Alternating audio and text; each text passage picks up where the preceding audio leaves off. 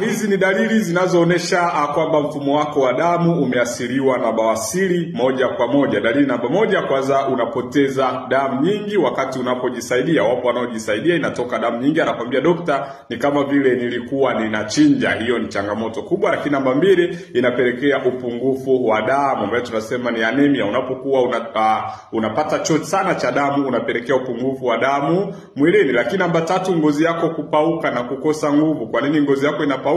Kwa sababu damu imeweza kupungua, lakini nguvu unakosa kwa sababu pia damu imeweza kupungua. Lakini pia unapata dalili ya uchovu na kizunguzungu mara kwa mara. Na hii inatokana na nini? Inatokana na upungufu pia moja kwa moja wa damu ambao umekuwa ukiupata. Lakini pia mwisho tunasema mapigo ya moyo huwa yanaenda mbio kutokana na damu kuwa kidogo. Hizi ni baadhi ya dalili zinazoonyesha kwamba mfumo wako wa damu umeathiriwa na bawasiri. Kama unahitaji dawa, tumia Pailikea kutoka kwa Dr.